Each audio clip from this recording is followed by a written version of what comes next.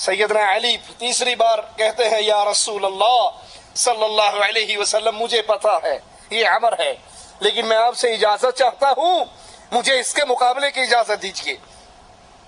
اللہ کے حبیب علیہ الصلوۃ والسلام نے جب سیدنا علی کا یہ جوش دیکھا، جذبہ جہاد دیکھا تو اجازت دے دی۔ سیدنا علی رضی اللہ عنہ وارضا عمر کے سامنے جا کر کھڑے ہو جاتے ہیں اور کہتے ہیں میں نے سنا ہے کہ تیرے سامنے کوئی 3 باتیں پیش کرے تو کسی ایک کو تو تسلیم کر لیتا ہے۔ وہ کہنے لگا ہاں تو نے ٹھیک سنا ہے۔ کہا میں پہلی بات یہ کہتا ہوں کہ اسلام قبول کر لے اور مسلمانوں کی صف میں شامل ہو جا۔ کہنے لگا مجھے یہ بات منظور نہیں ہے۔ سیدنا علی نے کہا دوسری بات مسلمانوں سے نہ لڑ، مسلمانوں سے جنگ نہ کر، واپس لوٹ جا۔ کہا مجھے یہ بھی منظور نہیں ہے۔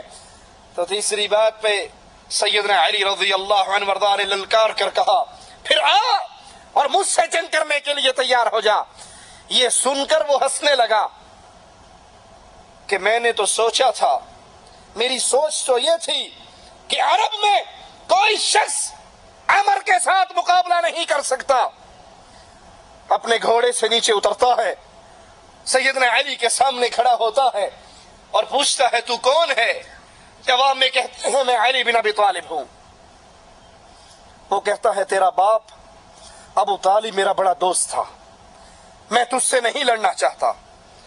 سیدنا علی نے کہا اللہ کے دشمن میں تجھ سے لڑنا چاہتا ہوں۔ اب عمر کو یہ للکار عرب کے معاشرے سے نہ پڑی تھی، یہ جملے سن کر تڑپ اٹھا اور اتنا شدید وار کیا۔ سیدنا علی نے اس کی تلوار کے وار کو اپنے ڈھال پہ روکا، اس کی تلوار ڈھال کو توڑتی ہوئی سیدنا علی کی پیشانی سے ٹکرائی، پیشانی پہ زخم آیا۔ زخم کھا کے اللہ کا شیر ایسے اس پہ جھپٹا اور اتنا تیز اس پہ وار کیا کہ سیدنا علی کی تلوار اس کے کندھے کو چیرتے ہوئے اس کے جسم کے ٹکڑے کر گئی۔ سیدنا علی رضی اللہ عنہ وارضا کفار کے اس نام اور ثبوت کو قتل کرنے کے بعد بلند آواز سے نعرہ تکبیر بلند کرتے ہیں، اور جب کفار کے وہ لوگ جو عمر کے پیچھے خندق میں کود گئے تھے انہوں نے اپنے اتنے بڑے سردار کو کٹتے ہوئے دیکھا تو خوف سے واپس بھاگ گئے۔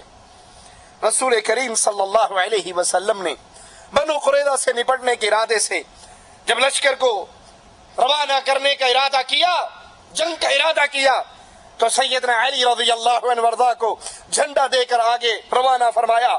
3000 مجاہدین اللہ کے حبیب علیہ الصلوۃ والسلام نے سیدنا علی کے ساتھ روانہ کیے، لیکن یہودیوں کے ان ٹولے نے جنگ کے بغیر ہی اپنے ہتھیار ڈال دیے اور مدینے سے 60 کلومیٹر دور فدق نامی یہودیوں کی بستی تھی، ان کی سرکوبی کے لیے آقا علیہ الصلوۃ والسلام نے سیدنا علی کو 200 سواروں کے ساتھ بھیجا۔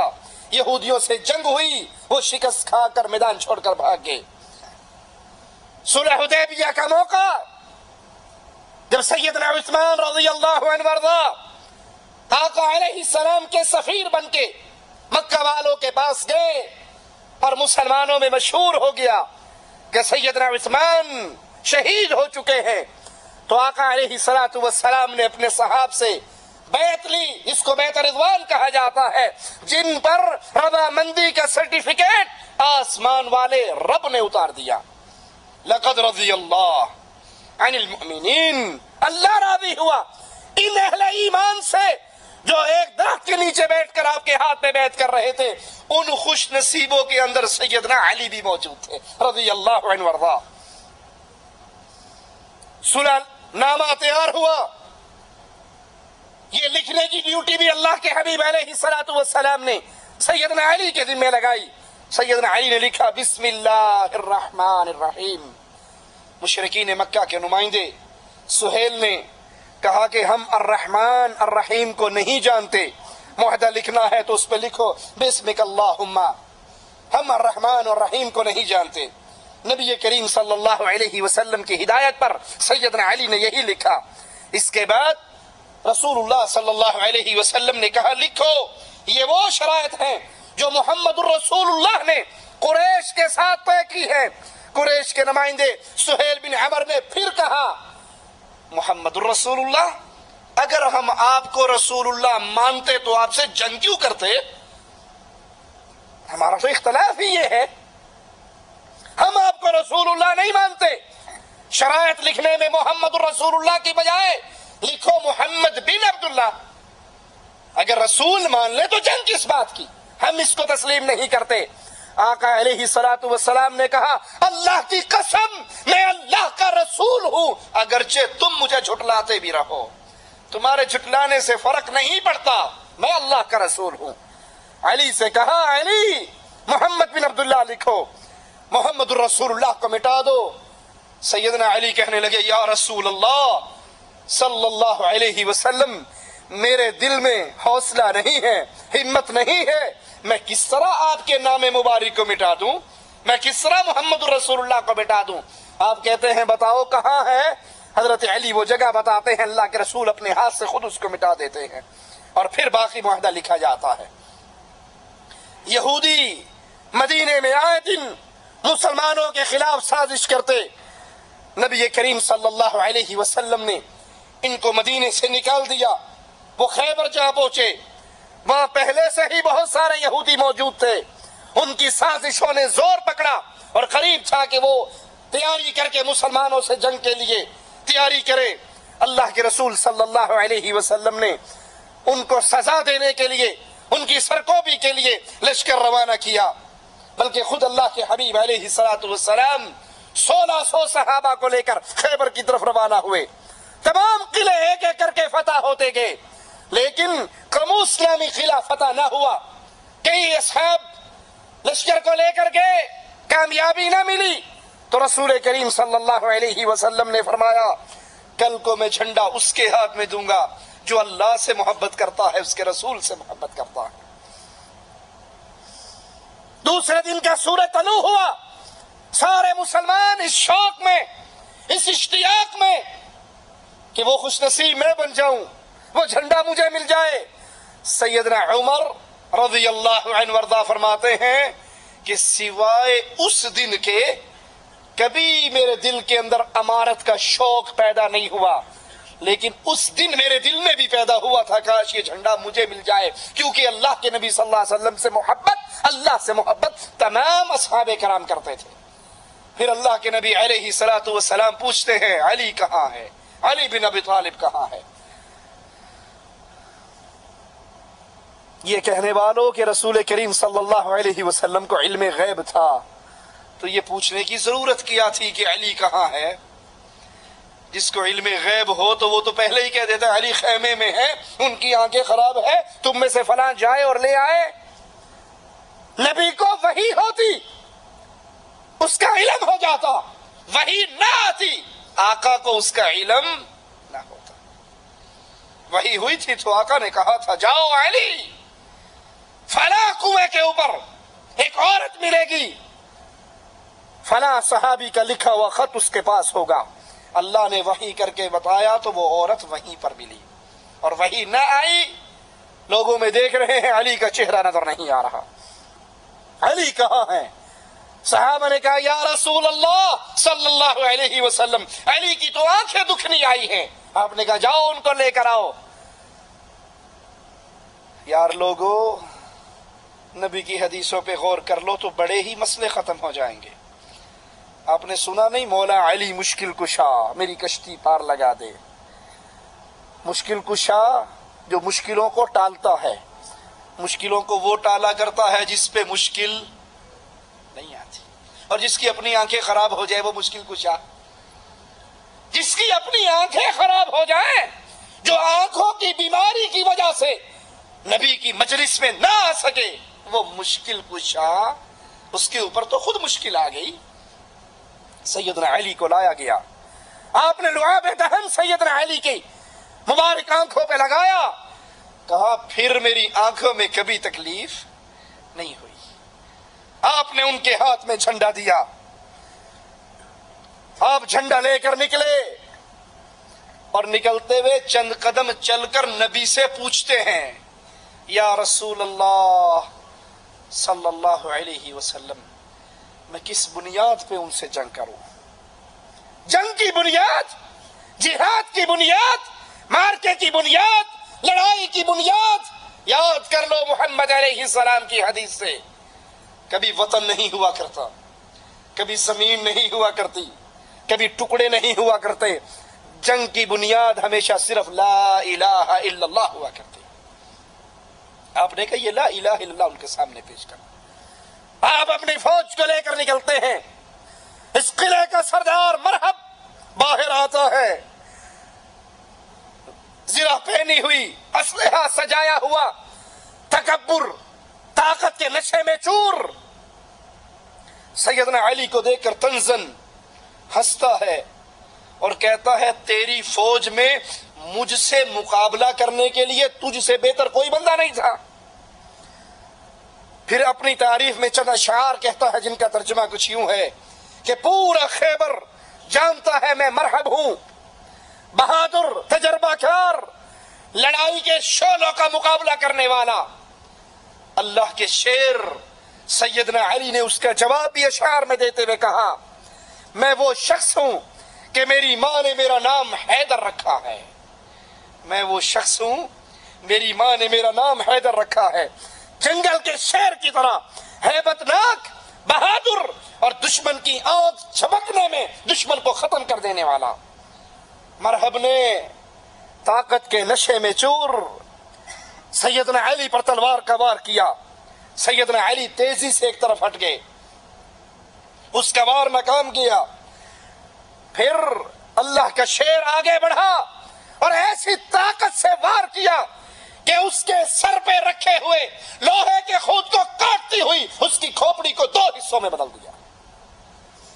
اپنی فوج کو لے کر آگے بڑھے، اس کے قلعے کے مضبوط دروازے کو توڑا، اس قلعے کو فتح کیا، اور خیبر کی فتح سے، اس قلعے کی فتح سے تمام علاقہ آپ کے قدموں میں آ کر گر گیا۔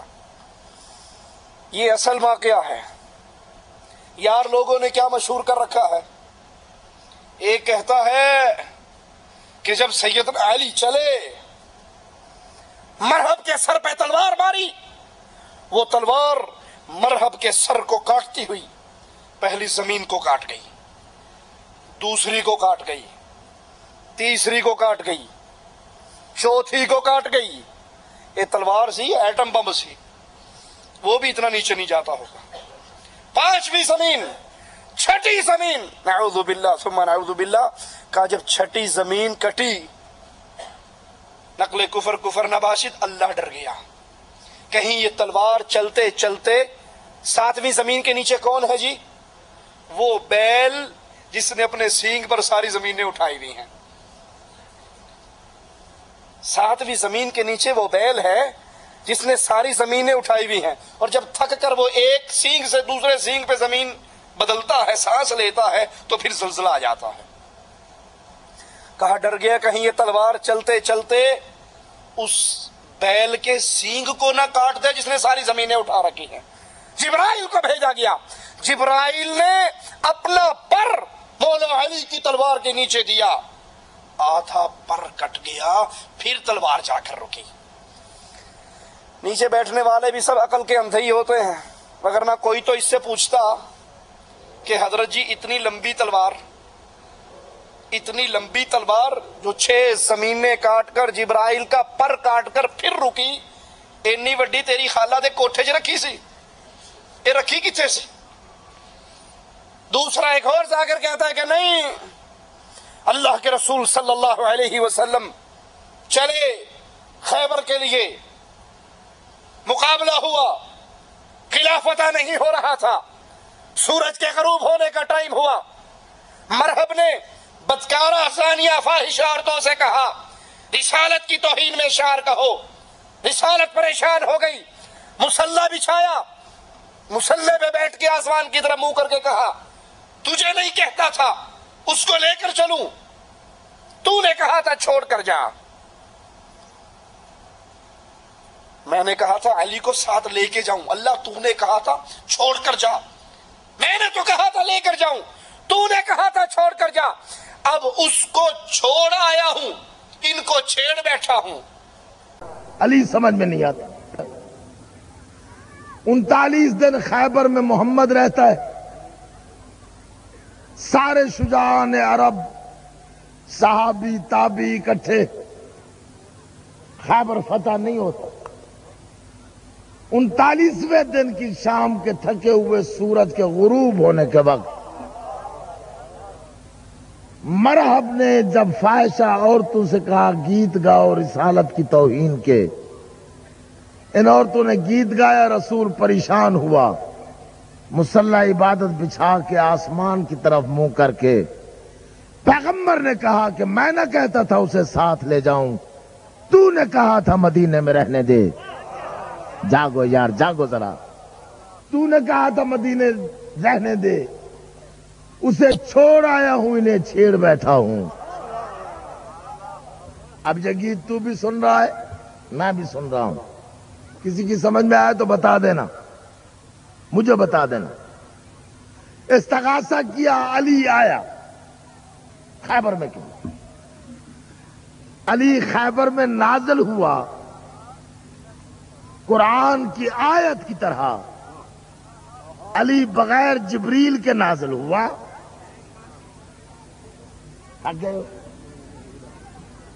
پیغمبر کہتے ہیں یا علی بسم اللہ گھوڑے سے اتر، میرے خیمے میں چل، کچھ اپنی سنا کچھ میری سن۔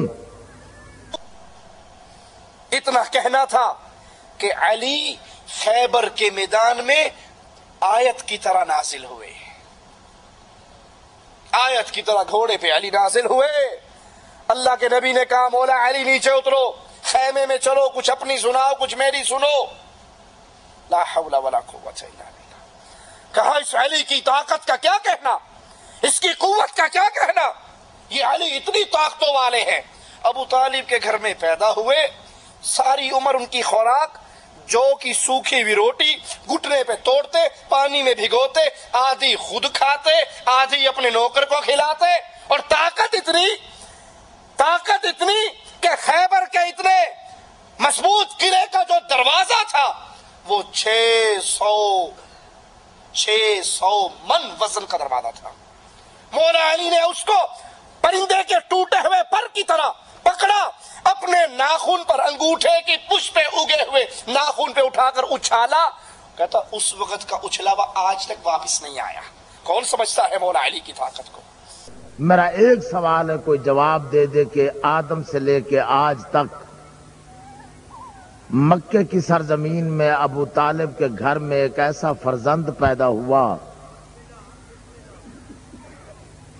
اللہ کے گھر میں نازل ہوا، ساری زندگی اس انسان کی غذا یہ تھی کہ جو کی سوکھی ہوئی روٹی گھٹنے پہ توڑ کے پانی میں بھگو کے خود بھی کھاتا، نوکر کو بھی کھلاتا۔ غذا جو کی سوکھی ہوئی، 3 دن کی سوکھی ہوئی جو کی روٹی ہو، اور طاقت یہ ہو کہ انگشت کی پشت پہ اگے ہوئے ناخن کی نوک سے 600 من وزنی دروازہ خیبر کا علی پرندے کے ٹوٹے ہوئے پر کی طرح آسمان پہ اچھالے، آج تک واپس نہ آئے۔ کون سمجھتا ہے؟ نیچے بیٹھے ہوئے سارے نورو حیدری علی۔ ان عقل کے اندھوں کو یہ نہیں پتا یہ 600 من وزنی دروازہ ناخن کے انگوٹھے کی پشت پہ اگے ہوئے ناخن کی نوک پہ رکھ کے اچھالا، اتنا بڑا ایتھے آیا کیویں سی؟ اتنا بڑا دروازہ یہ ناخن کے اوپر آیا کہاں؟ اور پھر اچھالتے ہوئے مولا علی خود کہاں تھے؟ لا حول ولا قوت الا باللہ۔ یہ سب من گھڑت قصے، یہ سب ذاکروں کا جھوٹ، جن کے پاس دلیل نہیں ہوا کرتی، ان کے پاس ایک ہی دلیل ہوتی ہے۔ پوچھو یہ جو حضرت بول رہے ہو کہاں سے؟ کہتا آواز پہ ہی آندی ہے۔ ہمارے پاس ایک ہی بات ہے، آواز پہ ہی آندی ہے، کتھوں ایک کوئی پتہ نہیں، جو چاہے جھوٹ بناؤ اور بیان کر دو۔ تو یہ کسے جھوٹ کا پلندہ ہے؟ حقیقت کیا ہے؟ سیدنا علی رضی اللہ عنہ وارضا مرحب کے سامنے آتے ہیں، اس سے مقابلہ کرتے ہیں، اس کے جسم کو 2 ٹکڑوں میں بدلتے ہیں، اور پھر مسلمان اس قلعے میں داخل ہوتے ہیں، اور اس کی فتح سے پورا خیبر ان کے قدموں میں آ جاتا ہے۔ فتح مکہ کا تاریخی موقع، اس وقت بھی سیدنا علی رسول کریم صلی اللہ علیہ وسلم کے ساتھ ہے۔ ہماری ان باتوں سے کوئی یہ نہ سمجھے کہ ہم سیدنا علی سے محبت نہیں کرتے۔ اللہ کی قسم، علی سے محبت ہمارے ایمان کا جزو ہے۔ میرے آقا نے کہا تھا علی تم سے مومن محبت کریں گے، تم سے منافق بغض کریں گے۔ محبت علی ہمارے سینوں میں دفن ہے، لیکن ہم علی کو علی مانتے ہیں، علی کو الہ نہیں مانتے۔ اور اگر کوئی ہماری بات پہ اعتراض کرے تو سمجھانے کے لیے وہی کہیں گے کہ عیسائی اعتراض کرتے ہیں مسلمان عیسیٰ کو نہیں مانتے۔ مسلمانوں تم نہیں مانتے عیسیٰ کو؟ مانتے ہو، عیسائی کیوں کہتے ہیں تم نہیں مانتے؟ ہر مسلمان جواب میں کہا گا ہم عیسیٰ کو ویسے نہیں مانتے جیسے وہ مانتے ہیں، ہم عیسیٰ کو اللہ کا بندہ مانتے ہیں بیٹا، ہم علی کو اللہ کا شیر مانتے ہیں، محمد کا صحابی مانتے ہیں، چوتھا خلیفہ مانتے ہیں، فاطمہ کا شوہر مانتے ہیں، حسن حسین کا بابا مانتے ہیں۔ اس کو اللہ ماننے کے لیے تیار نہیں ہے۔ علی علی ہے، ساری طاقتوں کے باوجود وہ اللہ کا بندہ ہے، وہ اللہ کا محتاج ہے، وہ اللہ کا منگتا ہے، وہ اللہ کا سوالی ہے۔ اس کی آنکھیں خراب ہوتی تھی، ان پر مصیبتیں آتی تھی، وہ مشکل کشا نہیں ہے، مشکل کشا صرف اللہ ہے۔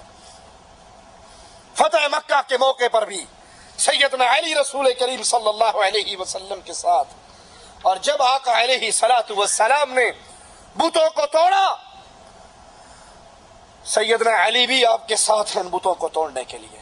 اور ایک بت جو بلندی پہ نصب تھا، تانبے کا بنا ہوا، رسول کریم صلی اللہ علیہ وسلم نے اپنے کندھوں پہ سیدنا علی کو سوار کیا اور انہوں نے اس بت کو توڑا، نیچے گرایا، پھر کعبہ سے باہر نکال کر پھینک دیا۔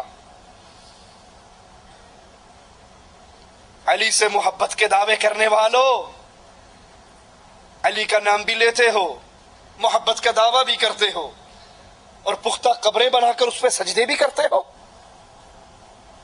اگر علی سے محبت ہے، علی نے تو اللہ کے علاوہ پوجے جانے والے ہر بت کو توڑا۔ اپنے ایک شاگرد سے کہا میں تیرے ذمے وہ کام نہ لگاؤں جو محمد رسول اللہ نے میرے ذمے لگایا تھا صلی اللہ علیہ وسلم۔ کہا کیوں نہیں؟ کہا جاؤ ہر بت کو توڑ ڈالو، ہر پکی قبر کو توڑ ڈالو، ہر اونچی قبر کو زمین سے ملا دو، ہر تصویر کو مٹا ڈالو۔ وہ مواحدوں کے امام تھے، وہ مواحدوں کے خلیفہ تھے، وہ رسول کریم صلی اللہ علیہ وسلم کی تربیت یافتہ تھے۔ انہوں نے شرک کو جڑوں سے اکھاڑ پھینکا تھا۔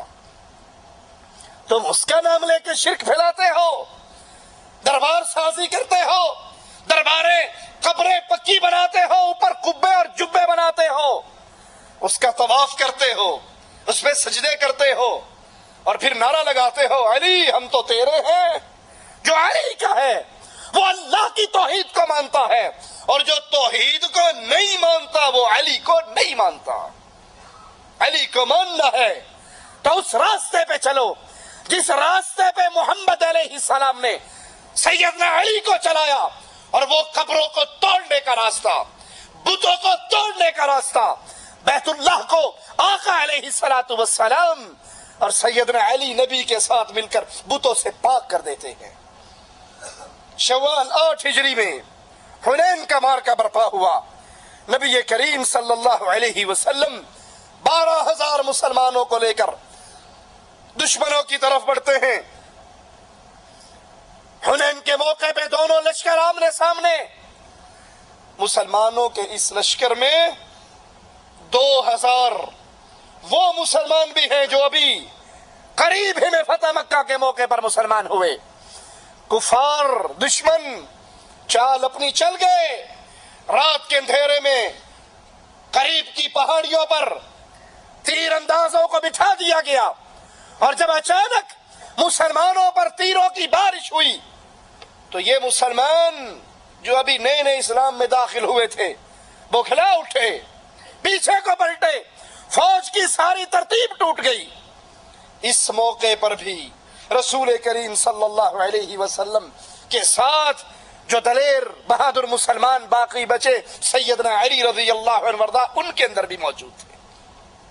अल्लाह ने तौफीक दी, अल्लाह ने जिंदगी दी, मौका दिया, तो इंशाअल्लाह अगले दरस में सैयदना अली रज़ी अल्लाह अन्हु वरदा के हालात जिंदगी के बाकी वाक़यात को पूरा करेंगे। साहिल कहता है जो आदमी दाढ़ी मुंडवाते हैं इनको कितना गुनाह है। रसूल करीम सल्लल्लाहु अलैहि वसल्लम की सुन्नत के दुश्मन है, नबी की सुन्नत के तारिक है, और उस अजीम खुशखबरी से महरूम है जिसके बारे में आका अलैहिस्सलातु वस्सलाम ने फरमाया था, मन अहब्बा सुन्नती फक़द अहब्बनी व मन अहब्बनी कान मइया फिल जन्नह। जो मेरी सुन्नत से मोहब्बत करता है वो मुझसे मोहब्बत करता है, और जो मुझसे मोहब्बत करता है वो जन्नत में मेरा साथी होगा। अब जो नबी की सुन्नत से मोहब्बत करता है वो नबी से मोहब्बत करता है, जो नबी से मोहब्बत करता है वो जन्नत में नबी का साथी, और जो बीवी से मोहब्बत करता है और बीवी के चक्कर में नबी की सुन्नत को शेव कर देता है वो कहाँ होगा, खुद सोच ले। और यहां पर खतरनाक बात, एक तो है दाढ़ी शेव करना गुनाह है, मूंडना गुनाह है, छोटी छोटी रखना वो भी सुन्नत के खिलाफ है।